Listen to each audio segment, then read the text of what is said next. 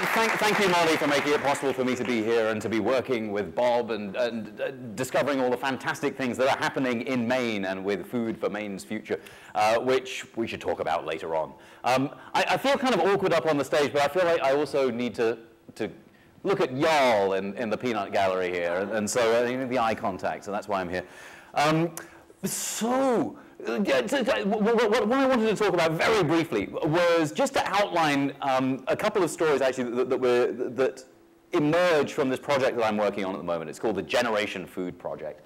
And it's a documentary and a book and a t-shirt and an app and a bunch of other things. But mainly it's a documentary and a book about solutions that are emerging to the problems of the global food system. And I want to tell you just one of those stories. We've got dozens in the book and the film. And the film, I'm so excited about the film because it's working with the director whose name is Steve James. And no one knows who he is, but everyone knows his films. He did Hoop Dreams, which is among the finest of documentaries ever made, and The Interrupters, which cleaned up at the awards last year. And Steve and I and a bunch of other people are traveling the world finding some stories that really bust through the preconceptions and the systems, the structures, the rules that build this current global food system. But before we get to this fantastic story that I want to share with you from Malawi, I need to set the context. And the context is that we live in a world where right now there are 1 billion people who are malnourished, and that 1 million kids die every year from being malnourished. And this is something that the group of 8 countries, the G8, have decided to take on. And earlier on this year, when the G8 had their Hunger Summit in London, hosted by Unilever, the multinational, there was a very strange moment at the beginning where it's the British Hunger Summit and you have this message from Ban Ki-moon, and then it fades into the head of Unilever who kind of shuffles on and he says, "Welcome to Unilever headquarters." And he says it in that kind of strange Dutch accent that, I don't know if any of you saw Goldmember. I'm dating myself here, but it's that sort of almost perfect English, but with an added kind of sinister thing going on, and so he was welcoming everyone to the Unilever headquarters, which used to be a palace for Henry VIII, but then it also used to be a jail, a whorehouse, and a debtor's prison, and he left it for the audience to judge whether having the Hunger Summit there was appropriate or not. So that was his laugh line, and then you had this Hunger Summit, and everyone was like, "We must fight malnutrition," and in the end they come up with this thing called the New Alliance for Food Security and Nutrition, and essentially what it means is that the Gates Foundation will give a few $100 million, and the fertilizer manufacturer Yara, which is a Norwegian company, will give several $100 million to get Africans growing food in ways that they cannot right now. And this somehow is going to magically fix malnutrition. And all the way through, there were these references to the Green Revolution. And people, it seemed, who didn't know what the Green Revolution were like, yeah, Green Revolution, and it made it feel like the Green Revolution. It sounds fantastic, windmills and tofu, and just a lot of hemp. Of course it'll be green, it'll be fabulous. But that's not what the Green Revolution is. And it's important to remember what exactly the Green Revolution was, and to see how it's being reimagined right now. What's wrong with it, and then we can get to this, some of the better ideas that are coming out of Malawi. So, the Green Revolution. What was the Green Revolution? I mean, we're going to have to keep this interactive because it's 8 o'clock and people are falling asleep. So, Green Revolution. Yes. GMOs. So actually, no, everyone thinks, oh yeah, the Green Revolution, it's about genetically engineering crops. Today, that's one of its sort of the way that it looks. But back in the day, the Green Revolution was designed really to fight one thing, and that one thing was communism. So it's important to understand why the Green Revolution was intended to support. In fact, the term, the Green Revolution, right, it comes from a man, William Goud. He was the administrator of the United States Agency for International Development. And in 1968, he made a speech at the Society for International Development in Washington, D.C. And the speech went something like, these advances in agriculture that we've seen in the Third World, they are not like the white revolution of the Shah of Iran, nor the red revolution of the Bolsheviks. This is, I prefer to call it, the Green Revolution. And already, when this term, the Green Revolution, is invented, it's not an anti-monarchy thing, it's not an anti-capitalist thing, it's none of those. It's the Green Revolution. So the Green Revolution that he was referring to is a sort of bundle of technological changes, of changes in land ownership, of uses of fertilizer and irrigation, of different kinds of seeds, and vast amounts of government subsidy and authoritarianism in order to create yield boosts in a number of basic crops. And the idea is you get more of these basic crops, and that is going to fight communism. How? How does that? I mean, if this is meant to be an anti-communist thing, which it was from the inception, it doesn't really make sense. I mean, certainly the way it was sold was not, we are fighting communism, but we are feeding the third world. There was a myth that came along with the Green Revolution, sold very successfully, where the Green Revolution began in Mexico in the early 1940s, and a brilliant plant breeder named Norman Borlaug was, traveled to Mexico, and he bred the crops, and the people loved him, and these crops were so good they circled the world, and lo, by the end of the 1960s, the world has been fed mostly, and in 1970, Norman Borlaug wins the Nobel Peace Prize. Right, that's the trajectory in which Norman Borlaug is becomes a Nobel laureate. But if you look at the history of this, it looks rather different. Let's go back to Mexico. And in the 1930s, Mexico was under President Lázaro Cárdenas. And what was happening was a number of things, including land reform and the nationalization of Mexico's oil wealth. And Mexico's oil wealth was in large part controlled by the Standard Oil Company. Now, the Standard Oil Company, the owners of which are, I'm sure, very close to us right here, the Rockefellers were overseeing, were seeing their assets being expropriated, and they were not pleased. And when Cárdenas was voted out, his successor was much more pro-business, and he was much keener to, I mean, he banned communist parties, for example, and he wasn't a pro-land reform guy. And he welcomed the Rockefeller Foundation to come to Mexico, and the Rockefellers were very keen not to see a repeat of this expropriation of their assets and the land reform and the general anti-capitalist fervor that Cárdenas had overseen. And so the idea was, let me explain the theory of how growing more food fights communism. And for this, normally we have PowerPoint here, but because, as is widely known, if you have a PowerPoint presentation, people's IQ drops by 7 points. If you haven't, you become stupider. So rather than suffer you to do that, I'm going to, before we had PowerPoint, we had our imaginations. So I'm going to ask you to rely on your imaginations. And what I'm going to ask to describe to you is the curves of Thomas Malthus. Now, I mean, not his literal curve, but the curves of Thomas Malthus. Thomas Malthus, as everyone knows, Thomas Malthus was the world's first paid economist. It was for him that the term dismal science was invented. Thomas Malthus worked for the British East India Company, and his job was to maximize their profits. And he was also interested in population, and he came up with these two very interesting curves, right? So the first curve is an arithmetic curve. It has a straight slope. And the arithmetic curve is the rate at which food can be, the increase that you can get from pulling food from the ground. So, if you can get 10 tons more this year than you did last year, and then next year you'll get 10 tons more, and then 10 tons more again, and 10 tons more. And so this is a straight curve. And that, he observed, is roughly how yields increase when you're growing food. However, when it comes to population, you're in trouble, because there's a geometric increase, because people will have 3 kids, and then those kids will have 3 kids, and then those kids will have 3 kids, and so all of a sudden you have like squillions of little kids. And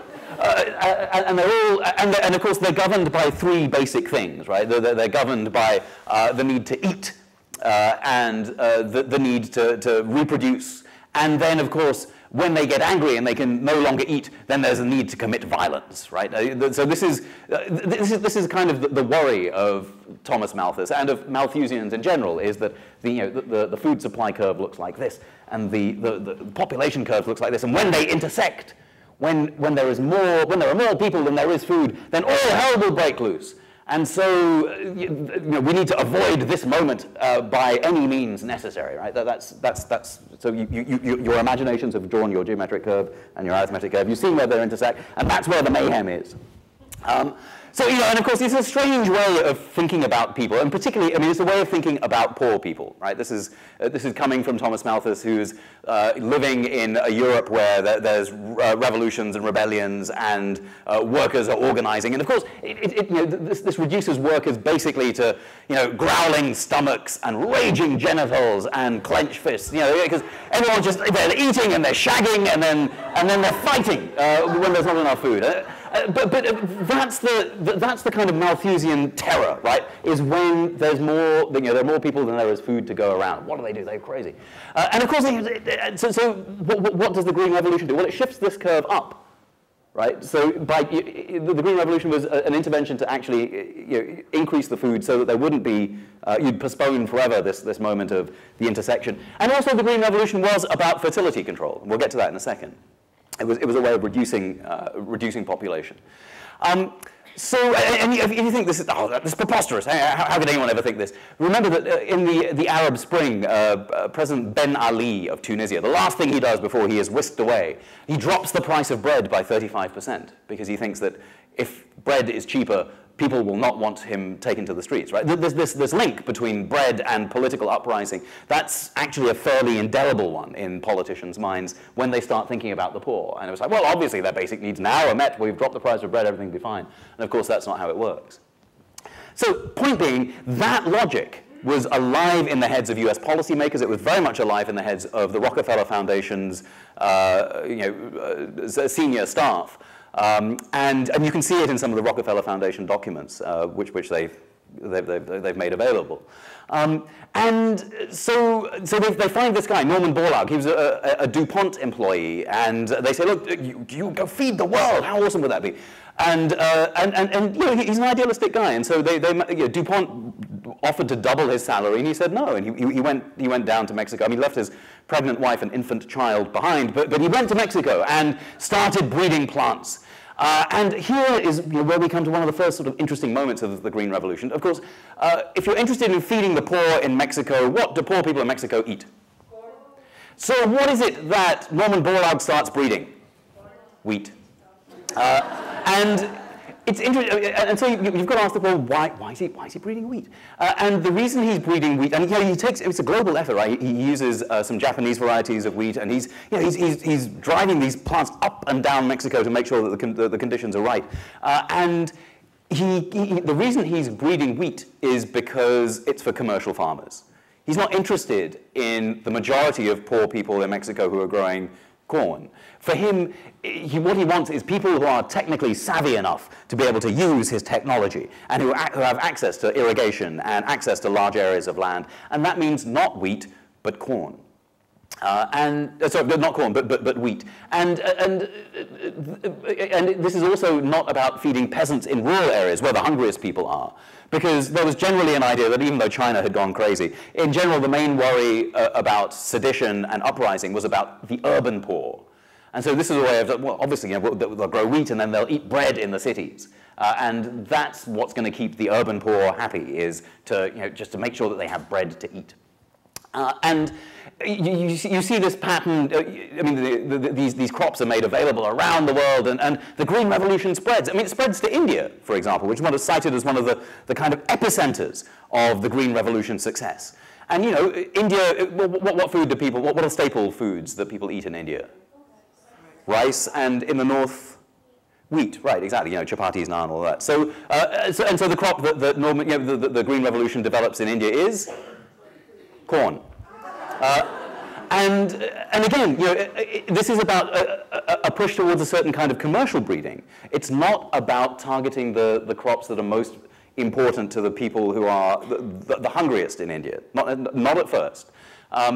And I think that's that's one of the interesting sort of contradictions here, is that by 1968 these breeds had started to spread around the world, and people were saying, oh look, Indonesia has seen 275% yield increase over the past 10 years, and if you look to Asia now, over half the varieties are improved, what they call so-called improved varieties of rice, and you're seeing that the hunger rates, so the amount of food that's being produced increases by 140%, but the population is only increased by 121%. So there's the food supply is outstripping the population. How amazing is that? Excuse me. But here's the sort of paradox, is that. Well, and in fact, and one final point, of course, in India, from 1968 to 1970, there was a massive sort of 50% increase in yields from one season to the end of one season to the beginning of the other, and it seems like this is a rounding, sort of ringing validation of green revolution. 50% increases. How amazing is that? But the trouble is that most of that increase in yield comes from the return of the rains. Right, it's just at a very convenient time the rains come and make the sort of yield case. But of course, even for non-green revolution crops, the yields increase by roughly 50% over that time period. But that's not the story you hear. The story you hear is like, well, there was huge yield increases, everything was fine. But of course, India was, even in the US government, when people were saying, well, look, you've got all these technologies, but farmers aren't adopting them because there's no support. Farmers aren't, there's nowhere for farmers to sell. And William Gowd, our administrator, rattles off the names of places where there has been huge government subsidy and intervention to support farmers. And he says, yes, look to India, the Philippines, Chile, and God, where else was it? Somewhere in, I want to say Malaysia, but that's not quite right. But he lists off a range of countries that are green revolution successes. And the common denominator is that all of them were authoritarian. They used authoritarian means to get the green revolution off the ground. And in India, of course, that authoritarianism even extended to, under Indira Gandhi, her son Sanjay Gandhi was involved with the Ford Foundation in carrying out forced sterilizations, right? Because that was the other part of the Green Revolution, reducing fertility. And that meant forcibly sterilizing women and men, poor women and men. But still, people say, well, we had these yield increases. I mean, surely that's a better thing. But of course, you had yield increases at the same time as you saw increases in hunger. When you take China out of the picture, because China wasn't the epicenter of this Green Revolution, it was in opposition to China the Green Revolution happened. You have, for example, in Latin America, 20% increases in yield and 10% increases in hunger, because there's more food, but people have been kicked off the land. The very poorest have less access to land. You see people moving to the cities, but you still see incredibly high levels of lack of access to food. So you've produced more food, but you haven't figured out how to distribute it. You've managed to postpone communism, but you haven't managed to solve rural poverty, not by a long way. And so that's the sort of the old Green Revolution. And that has been largely forgotten. Instead, what people remember is the yield increases and the assumption that that led to being able to feed the world. And there's also a sort of argument that if Green Revolution technologies hadn't been used, then there would be more area being used for crops now than there have been in the past. Now that's been largely debunked. I mean, there's a small percentage to which it's true that if you have bad monoculture and Green Revolution monoculture, then Green Revolution monoculture can squeeze stuff out of the ground. But the interesting thing is that that's the wrong counterfactual, isn't it? I mean, if you compare bad monoculture to slightly more chemical intensive monoculture, obviously this is going to produce more stuff. But you're not even looking at the knowledge that's been destroyed, you're not looking at the pesticides, you're not looking at the fertilizer, you're not looking at any of this. But nonetheless, all of that's been conveniently forgotten. And we end up in a world now where you have this, the Alliance for a Green Revolution in Africa, this organization set up by the Gates Foundation, now headed by Kofi Annan, that's going to push green revolution technologies, is going to push genetically modified crops, and is going to help fight climate change and all the rest of it.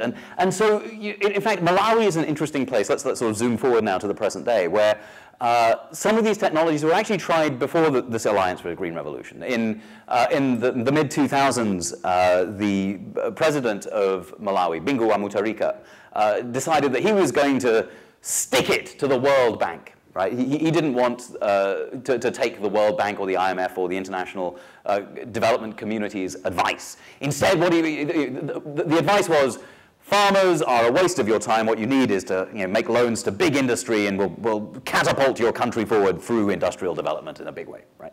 But what Bingu wa Mutharika observed was, well, look, the poorest people in my country are farmers, and obviously they're a voting constituency. So for democratic political reasons and for a range of other things, I want to invest in my farmers. I'm going to spend money on my farmers. And everyone in the development community says, you are mad, and we're going to cut you off. And he's like, well, screw you, I don't care. And so he decides he's going to spend money on his farmers. What is it that he's going to do? He buys fertilizer. Now, it's, I want to give a big cheer to anyone who says screw you to the international development community and goes the other way, because generally that's the wise choice. But buying fertilizer, well, it kind of did and didn't work out. If you ask Jeffrey Sachs, Bono's economist, if you ask Jeffrey Sachs what, this giving fertilizer to farmers in Malawi, what do you think? And Jeffrey Sachs says, this is tremendous. He doesn't know. He's like, I wish I could do his voice. All I can do is sort of mimic his big hands and small head. This is really fantastic. Because the yields went, the crops, it doubled in the year that the fertilizer subsidy was rolled out to everyone. It doubled. And he's right, the yields for the farmers who got the packets of fertilizer, it did double. But that was because the rains came.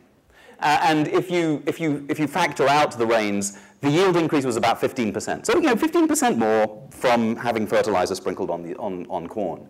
And corn is the main crop that's the main staple in Malawi. The trouble is that when you're buying fertilizer, Malawi is, as many of you may be aware, an incredibly poor country. By some measures, it is the poorest country in the world that doesn't have a civil conflict at the moment. It is incredibly poor. It's a country that doesn't, that exports tobacco. That's its principal kind of export.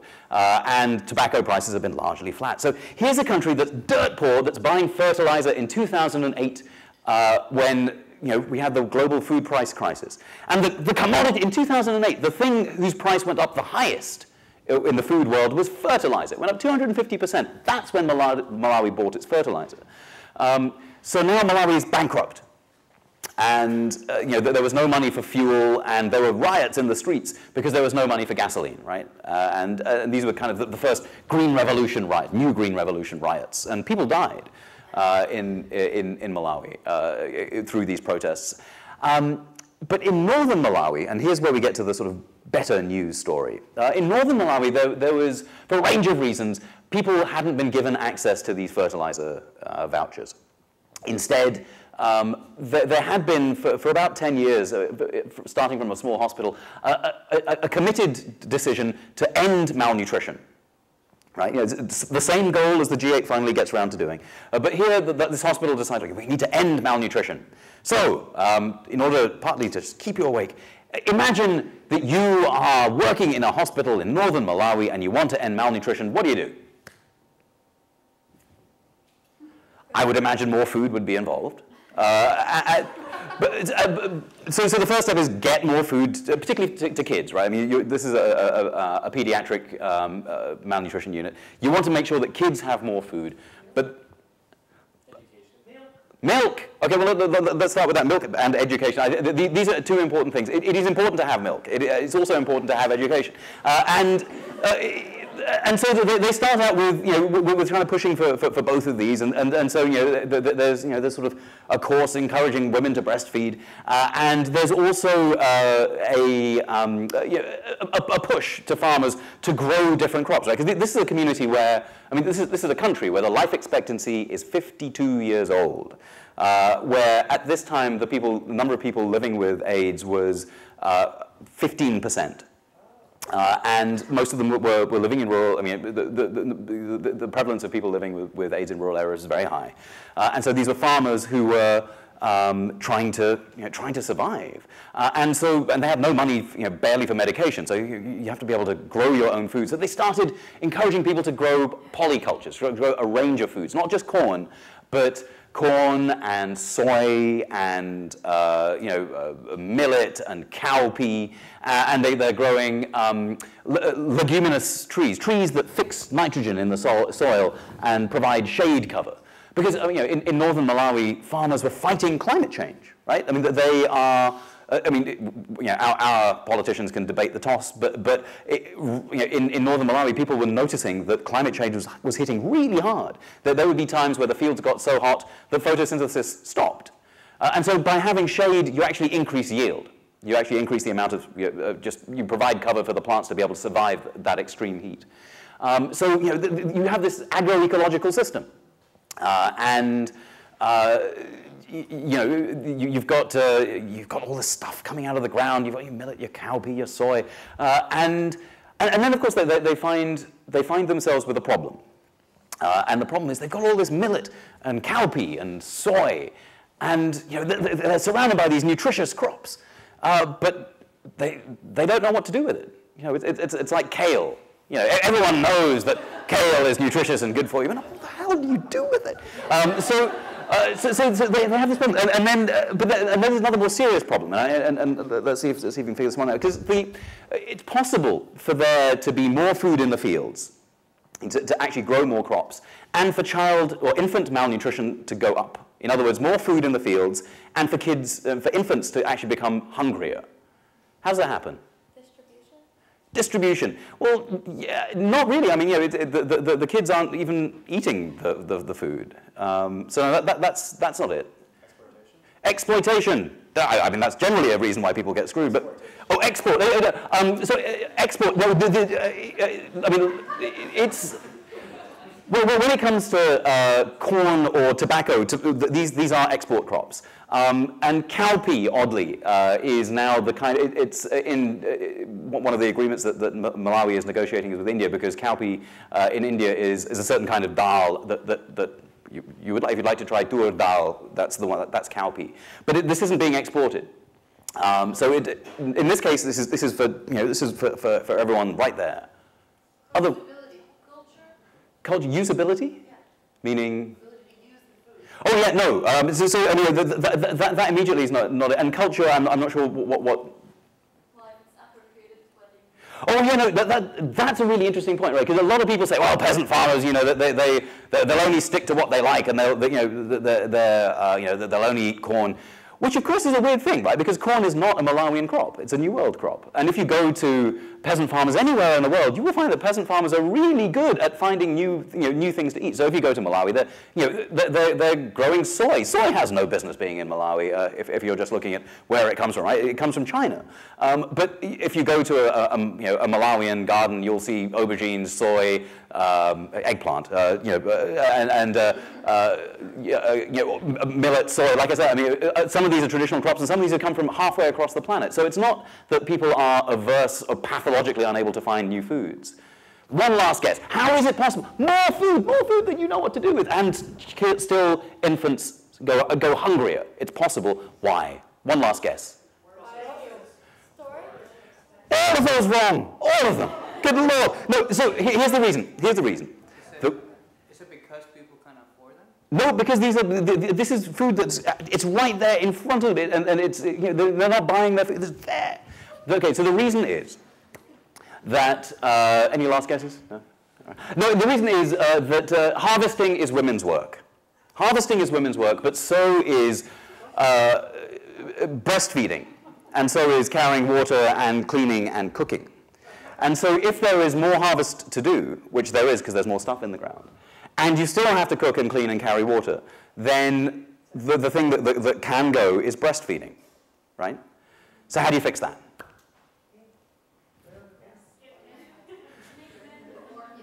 Make men do the harvesting, I was saying. But actually, no, the women are very keen to control the harvesting because they're worried that men will go and sell it for booze. So the answer, so someone else said it though, which is get men to cook. Right? How do you do that? Nestle powdered milk. Yes. Yeah. Give them a tin of Nestle powdered milk and let them. No. And so how do you get men to cook? Yeah, there's always a militant in the audience. So it's like to starve them. the last place I went to was give them booze. But no, so they tried the US approach, which is the kind of food network approach, right? Where, just to make clear, right, these are the farmers themselves in Malawi. There are no white people involved in the making of this anecdote, because, that's important because it can seem like this is about people coming in and like you're a chauvinist, but it's not. It's about women and men in the community coming together and figuring out ways to make this work. So they try what we might term the food network approach, right? Which is where you have an expert who comes right to your home and will teach you how to cook. And so they used to go around. There'll be a farmer who was familiar, and then there's some sort of nutritionist or a cooking expert who'll be there, and it'd be like, man, come over here. You may have seen this before. You may have seen your wife hunched over this. This is a pot.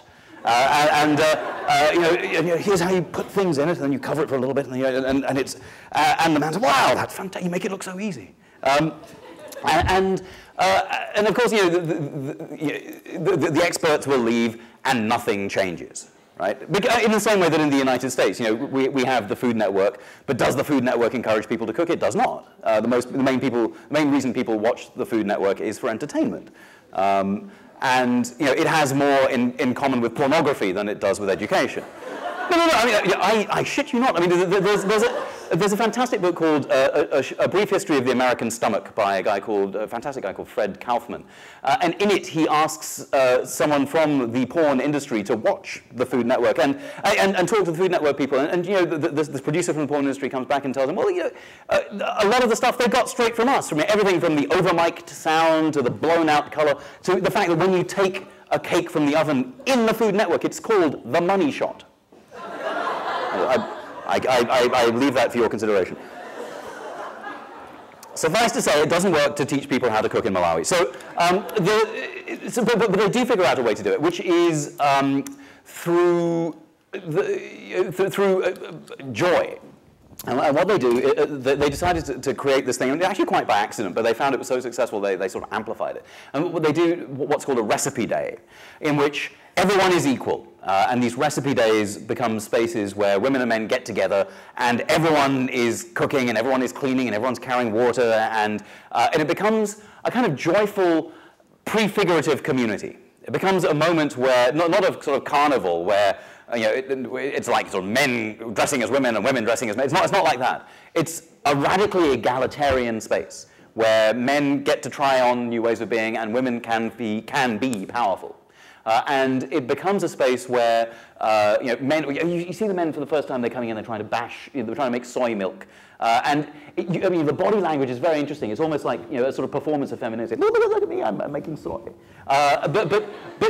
And we have the footage of the guys doing it for the first time. But soon, by the end of the day, they're like, I'm making soy, and they're having fun with it. And they're busy making soy milk. And then, of course, there are these discussions around the food and the quality of food. And this becomes a way in which they solve this kale problem, right? Because like everyone else, these parents are trying to get their kids to eat properly, and particularly with new crops. And so there's a competition environment to be able to make food taste better for the kids that's really nutritious. And when I was there was the winning recipe was like a sort of bean meat patty. So there wasn't any meat in it, but it was like bean that made to taste like meat, and the kid loved it. And there are all of these kinds of ways in which communities were experimenting and sharing knowledge. And it became part of the arc of this program where initially, the farmers had been experimenting and doing peer-to-peer knowledge exchange. The campesino movement in Latin America. Well, the farmers were doing peer-to-peer knowledge exchange of how to grow food, which is a much more robust way of teaching one another and getting these agroecological crops out of the ground than relying on the state extension services, which were bankrupt because all the money had gone to fertilizer. So instead, these farmers became agricultural experts, but then they became also experts in cooking, and there's also became a moment for women's organizing.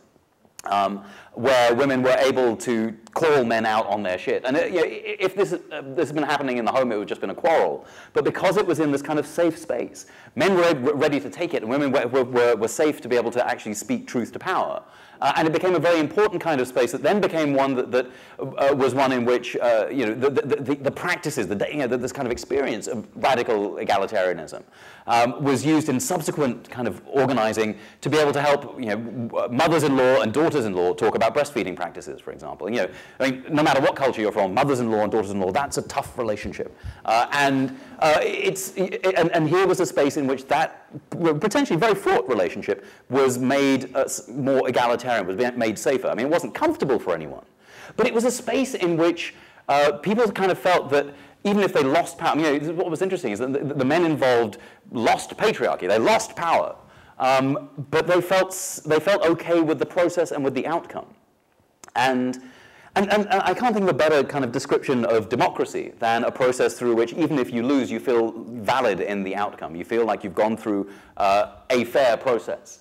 And this radical egalitarian moment is one that, obviously, we in the United States don't know what that looks like. At least we look at our legislators in Congress. You have a side that has lost the debate on Obamacare, just refusing to lose, right? And therefore indicting the very process that makes democracy happen. I mean, even if you call what happens in Washington democracy. But the whole idea of democracy, of the powerful being able to cede power, and for the powerless or the disempowered to be able to stand up and fight. And for everyone to agree that that is much better than the situation that prevailed. Where do you see that? It's really hard to find those examples in our political process necessarily.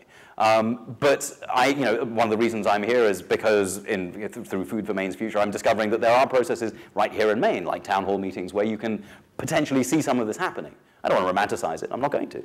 But I also think that there are more democratic processes here than you'll see in Washington. I think that's a fairly safe bet. And it seems to me that Malawi, I mean, this issue around gender in Malawi is also key to understanding how to end malnutrition. I mean, just to give you the take-home, the yields from the fields are much better. They're 15% better than with fertilizer. So even if you have your perfect Green Revolution fertilizer system, this is 15% better. Plus, it solves the distribution problem. Because since, for the communities who have been involved in this, malnutrition rates have dropped practically to zero for children. And the Alliance for the Green Revolution in Africa wants to reduce malnutrition by 50 million people globally in 20 years' time. And this is zero today.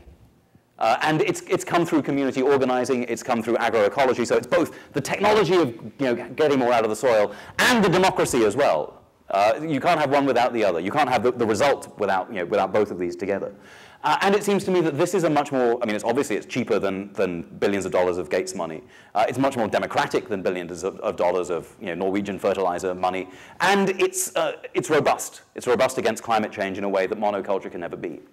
And it seems to me that these are the kinds of solutions that we need to be looking to in order to be able to feed the world. Of course, these are the kinds of solutions that are being suppressed, right? But when you look at reports like the ISTAT report, the International Agricultural Assessment on Knowledge, Science and Technology for Development, which everyone knows about, of course, these are reports where agroecology is endorsed and democracy is endorsed, and of course these reports get suppressed.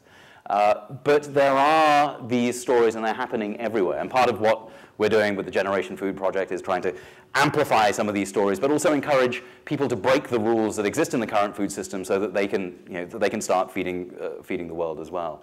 And so I think that's a good point at which to end. I think that I don't need to come to Maine to encourage anyone to break rules.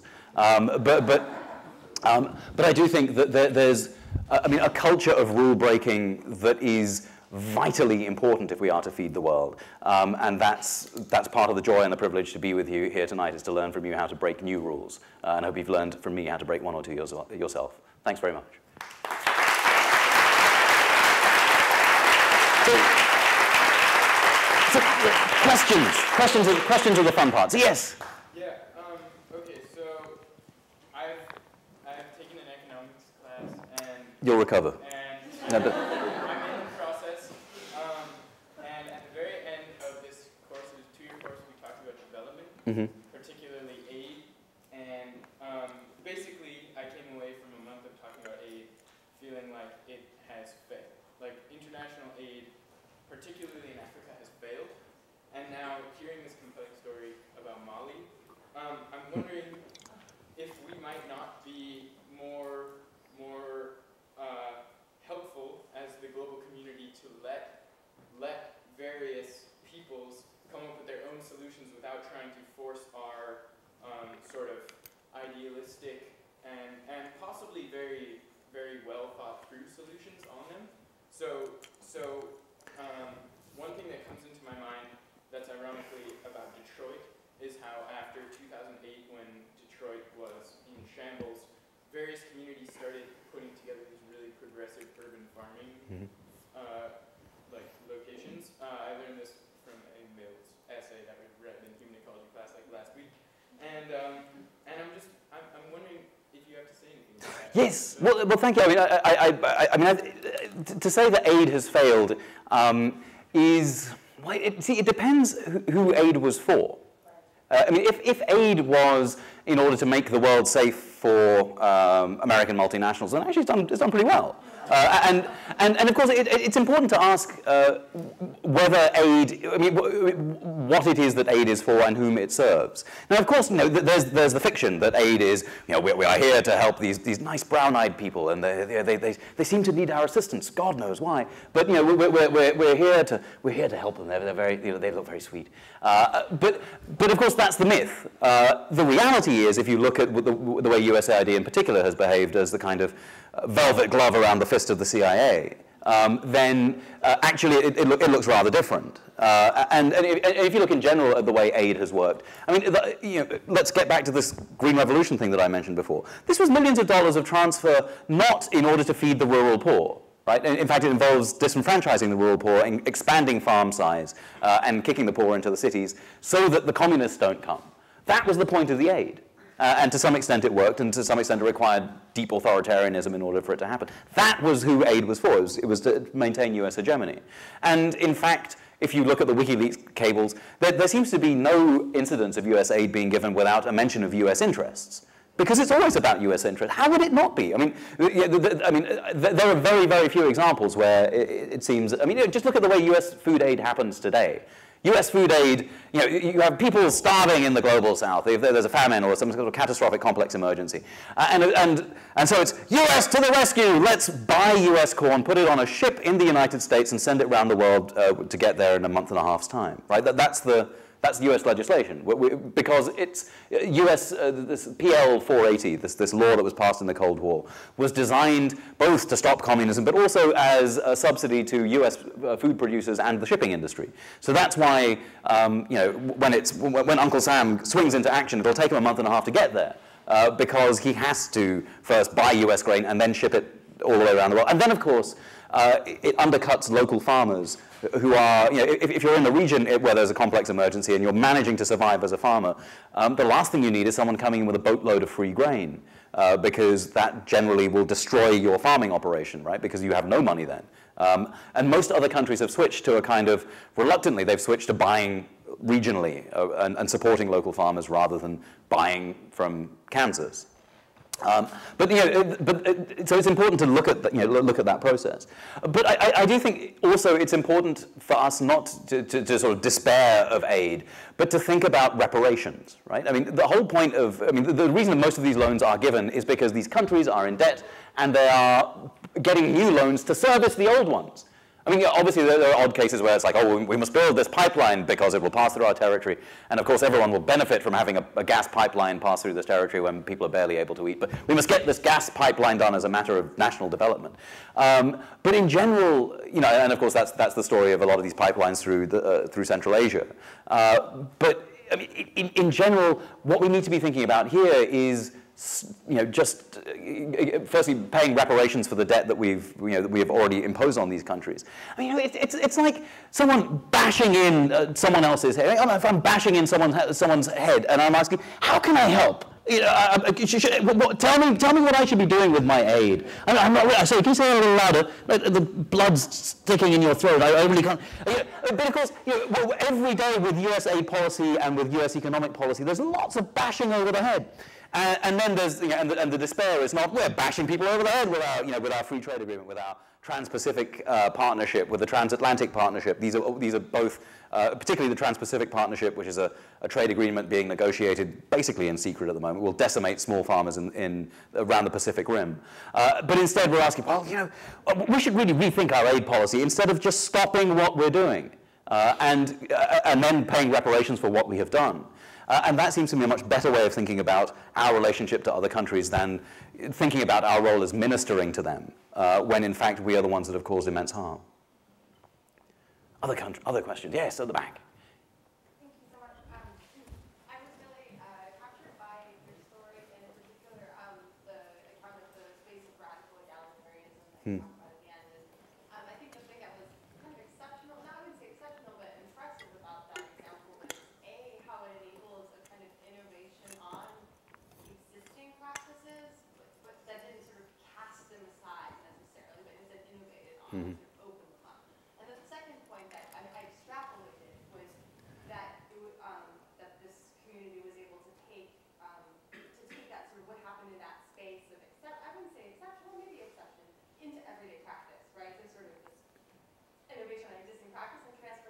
Practices. So I guess the two sort of blank spots in the story for me are the things that are pretty amazing, or how that space was initiated. Materially, was it like a party? I mean, how was that created? And secondly, how, I mean, moving out of those spaces, I guess it wasn't a space of inversion, but it was kind of exceptional, it sounds like. How are those sort of lessons that are gleaned in those kind of, I mean, town hall meetings are very therapeutic. People go and they shout their differences and sometimes just go home. At least that's what oftentimes happens in our town hall meetings. Some people might argue. So, you know, how do you take them out of those spaces of sharing? That's great. Egalitarianism into what people do in everyday life, which oftentimes fades into the background of consciousness and into the realm of just habit, right? So anyway. No, those are two fantastic questions. I'm really pleased you're asking them. So the first question is, so how did these recipe days emerge? And it was kind of an accident. I mean, as often the best inventions tend to be. I mean, it was a group of farmers getting together, and they were, they decided they needed to do something different. And somebody said, well, let's try a recipe day. Let's just have everyone do it, because they'd already done, farmer knowledge exchange days, right, where farmers got together and just said, well, I find that if you grow this leguminous tree next to this thing, it works quite well. And everyone's taking notes, and everyone's like, oh, I'm going to try that, and then next season they do. So there was an idea where everyone can be knowledgeable, and everyone is free to be a bearer of knowledge and to know stuff, as opposed to the Gates model or the Green Revolution model, which is about Norman Borlaug or other bloke in white coat comes along and says, this is the magic bean, and I will take your dairy cow and give you this magic bean, and all you have to do is irrigate your land and fertilize it, and then spray insecticide, and all of a sudden you'll get slightly higher yields. Instead of that, it's about everyone getting together and sharing knowledge. So there was an experience. So there was a knowledge and a sort of understanding of, well, we can do this as a peer-to-peer thing. Why don't we take cooking into that realm as well? But it was it was a sort of blind idea. But they were also frustrated by the failure of going door to door, which is way more expensive, by the way, right? This individual tutoring thing, and they were like, well, screw it. It's not going to cost that much. Let's just all make it happen and bring everyone in and see how it works. And then the really interesting question is, well, how do you take that forward, right? Because it's not like you step into this wonderful prefigurative community and then you step out and you are a new man. If you just look at the data from above, it seems that way, because in 47 surveyed households, 43 said that things were better after participating in a recipe day. And we're actually going for a big N survey because that's not a representative sample. But we suspect that the data is going to be robust. But it's still, it's a pretty high number. But the reason is, I was looking for parallels elsewhere, and I was looking at kibbutzes. The sort of socialist kibbutz in Israel was meant to be a radically egalitarian space where women and men were, experiencing things, doing all cooking together, and of course it didn't work out that way. And one of the feminist leaders of the kibbutzes was saying, look, the only way that you had women's empowerment was when there was organizing through the spaces and afterwards. And that's what happens here, right? It's not just you step into the space and then you step out and everything's great.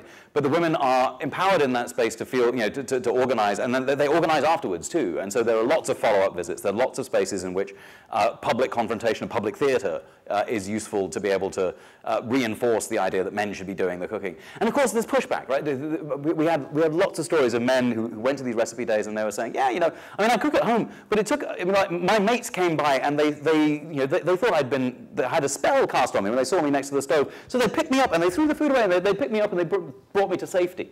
Or other men was like, but you're living under your wife's petticoat empire, which I thought was a very poetic way of describing what wasn't happening. But I mean, it takes organizing to make that stick, right? And for it to become normal. It's not just one event, because otherwise it would be kind of fantasy land. But it's not. There's consistent organizing from the women and to some extent, and to a fair extent, the men. But obviously the women are taking the lead here.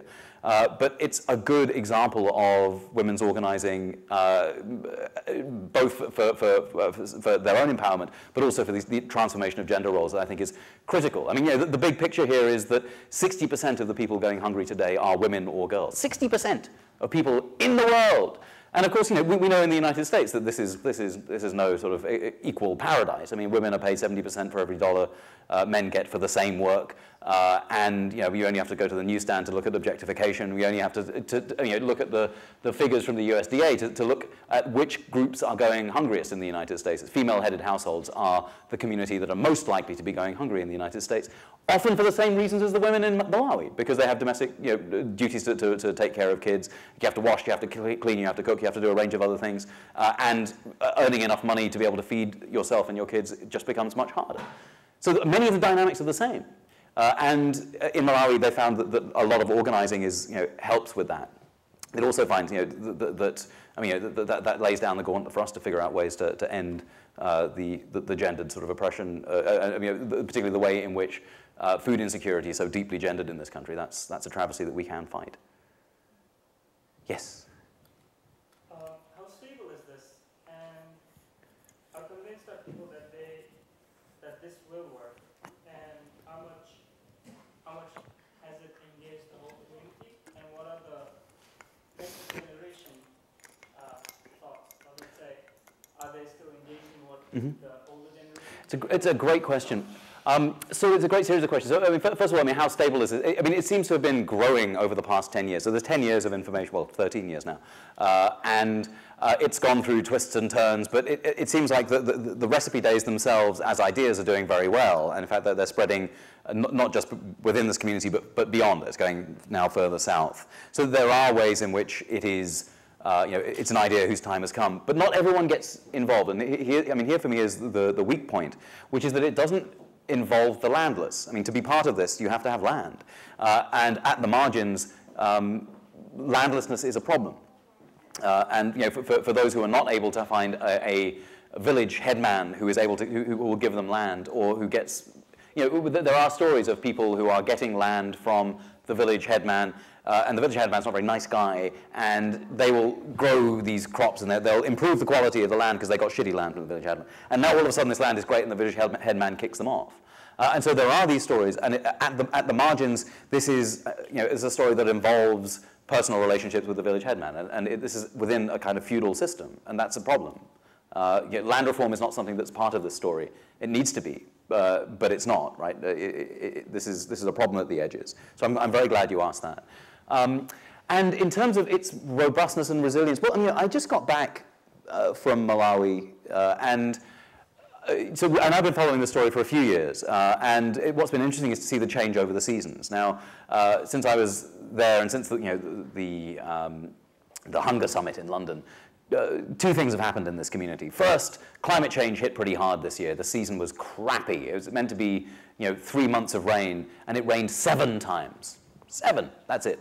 And everyone was just in agony about it. Now, the people who are farming conventionally have, they have to wait until April for their harvest to come in. So between now and April, they have nothing.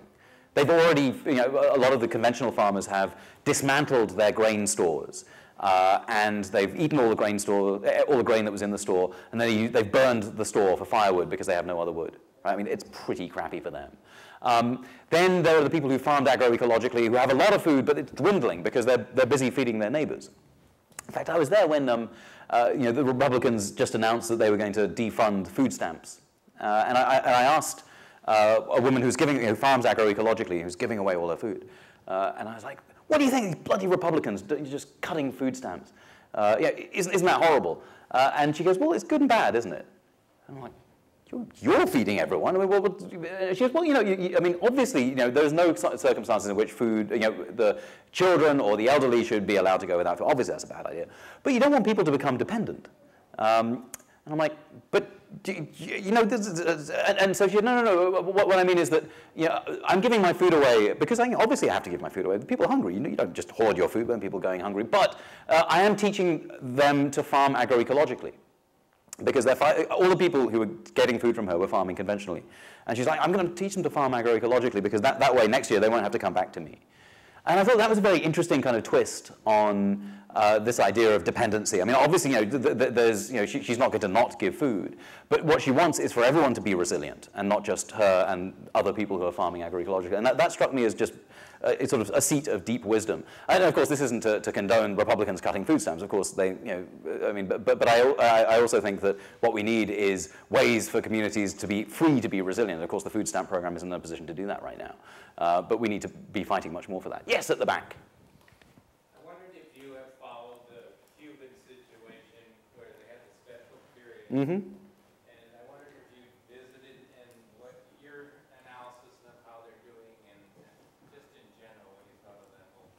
Yeah, so I have been to Cuba, and there's if you don't know, in brief, because of the special period, which is what Cubans called it when the end of the Soviet Union fell, and Cuba was a place that had imported, it was the second highest importer of fertilizer and pesticides in all of the Americas, right? They were hooked on the Soviet Union providing fertilizer and fuel, because Russia had a ton of natural gas and oil, as it still does.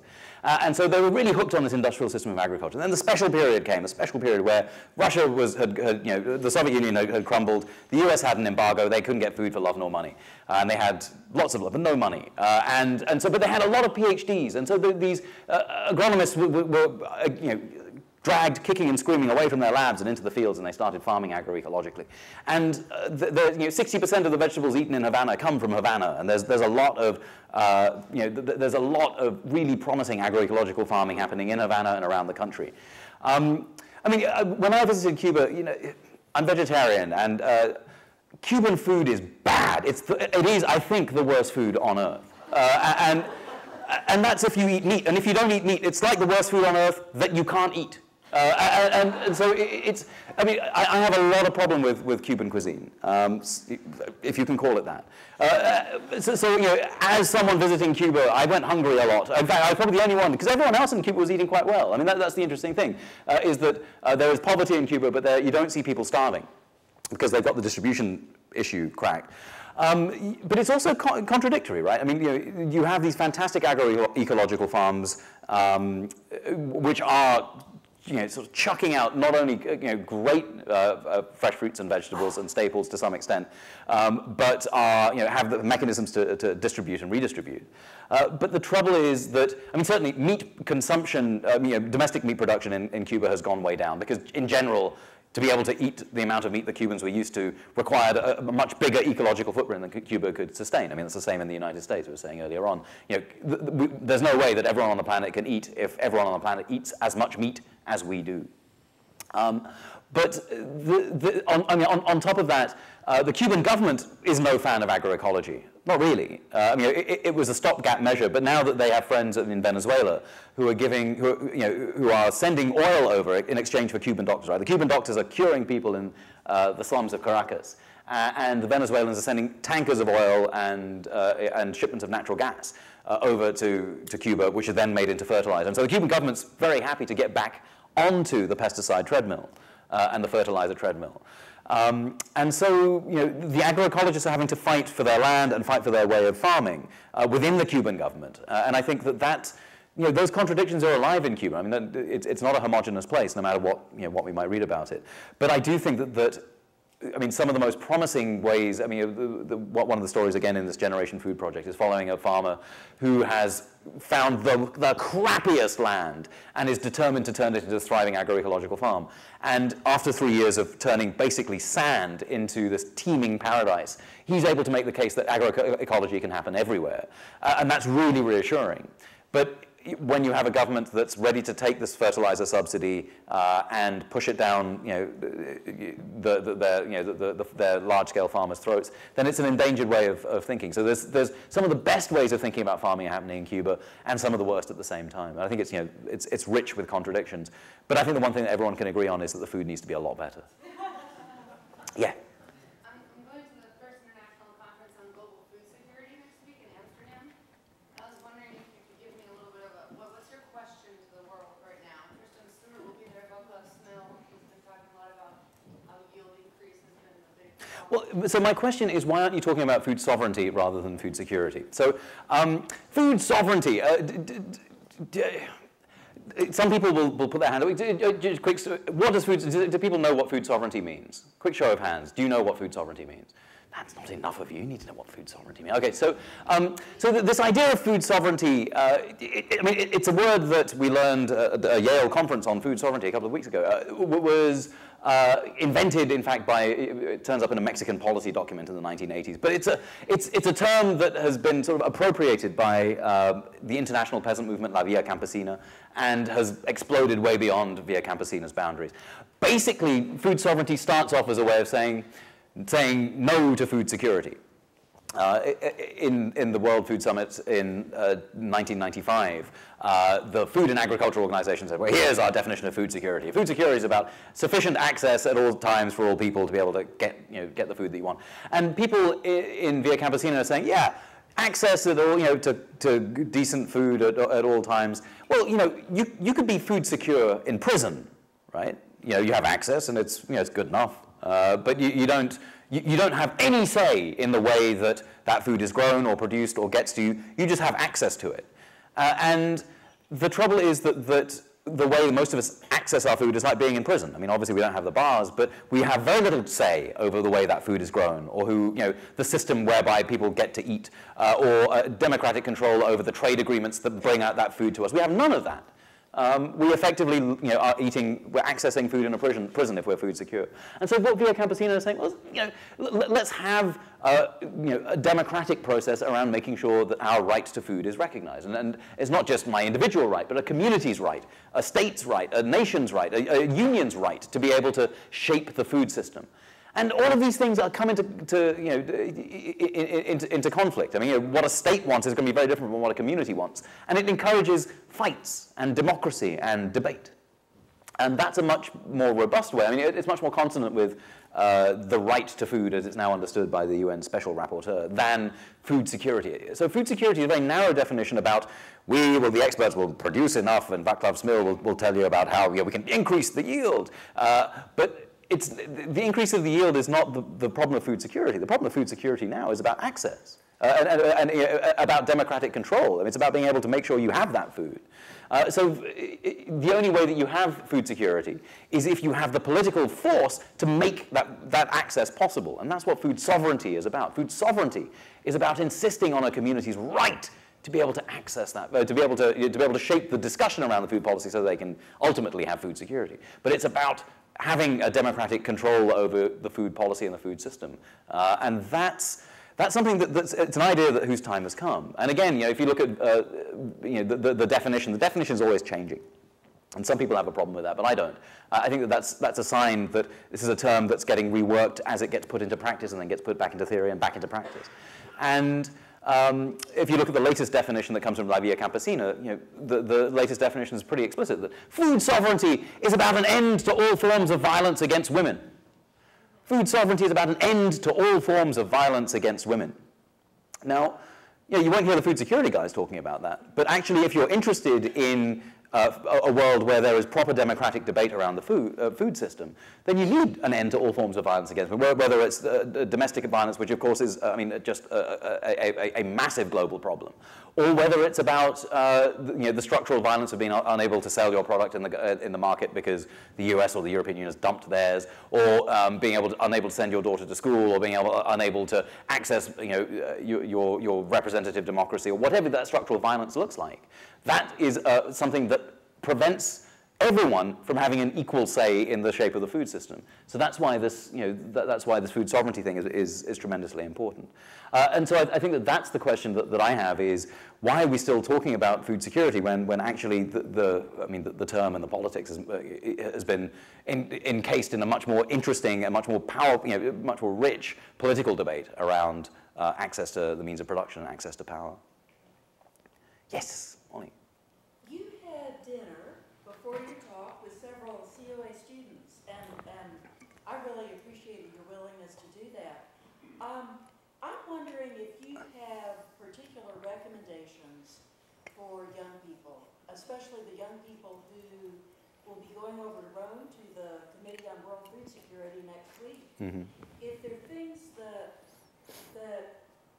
young people's voices need to be saying that the world needs to hear now, or that particular forum.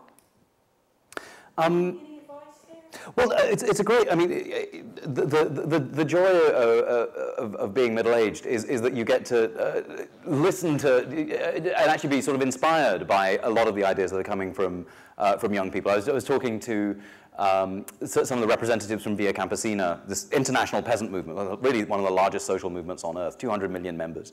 And they were saying, look, actually the fire in this organization is coming from young people. And it's coming because they're fed up with the rules of the existing global food system, and they're just going and breaking those rules. And whether it's around occupying land and taking a very hard look at the institutions of private property. And I know you're not allowed to say that in Maine, but I'm going to. I mean, taking a hard look at the institutions of private property to see where they can be bent in a way that makes everyone better off, or whether it's thinking about fighting the trade agreements, or asking the questions that aren't allowed to be set on the table at these international organizations. I mean, I think we were talking earlier on about the Committee on Food Security and the Food and Agriculture Organization, ideas about debt and reparations. No one's talking about that. And yet, that's central to what it is that's driving countries into this industrial agricultural model. Is actually, it's not that people are going hungry per se, but rather that the debt needs to be repaid, and so these industrial agricultural concerns come into the country and then export things again. And still, there are people who are hungry, but the debt gets postponed a little bit, and that's the engine that moves international trade forward. So I think asking questions, radical questions about debt, is tremendously important. And there's also this idea that comes from James Scott. He's an anthropologist at Yale. He has this big anthropology class, and when his undergraduates come in for the first class, he has good advice, and so I can repeat his. His advice is that we live in a world where at some point there will be an injustice that happens that's so great that you will need to break a rule, or you'll need to break the law. Frankly, you'll need to break the law in order to maintain justice, because that's the way the world is heading. And, says James Scott, I am scared for you. I am scared that when that time comes, you will not know how to break a law. And so my advice to you, says James Scott, is to break a small law every day. And I'm down with that. I mean, I think it's across the road where you shouldn't, plant something where where you're not allowed, take from the rich and give to the poor, whatever it is, just do it, and just get used to that kind of. You just treat it as a kind of calisthenics of rule breaking. So when the time comes, but also it then helps place you and makes the world of laws and rules strange to you. And that's very important if we're to understand the global food system. And I think that's advice that I'm keen to get behind. We have time for one last question? We sure do. Are you familiar with the concept and technology of aquaponics? Do I know aquaponics? Yes. I'm familiar, but not only glancingly so. But is there like an aquaponics club here? Because I was hearing it. I don't think so. Oh. What are your thoughts on it as a viable source of food on a larger scale? I asked whether there was an aquaponics globe because I was asked that question earlier on today, and my advice is, look, aquaponics is a technology, and it's a way of fitting in fish into a sustainable agricultural system, and I think it shows promise, but you can have as many, as I said before, I mean, there are some people who say if you have permaculture throughout New York City, every available green space, you could feed the entirety of New York City. Well, that may be true. You could produce enough food to grow for everyone in New York City. Of course, you wouldn't have anywhere else to do anything in New York City, but you would have the food. And aquaponics could be a part of that technological solution. But technology by itself doesn't get you anywhere, because if you're not addressing these questions of distribution, then it's perfectly possible to have the world's best aquaponics system. And I always kind of feel like aquaponics is a band. Yeah, but it's the aquaponics, man. Yeah, it's like, yeah.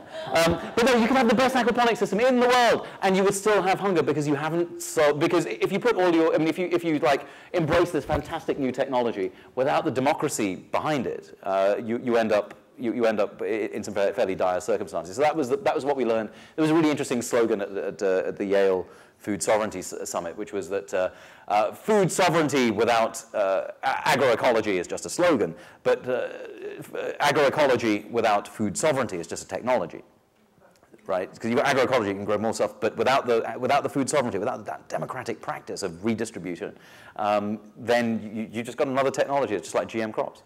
But you actually need to be able to figure out ways of addressing these distributional questions, otherwise you're in trouble. Raj, Okay. thank you so much. I'm hanging out there. Well, thanks so much.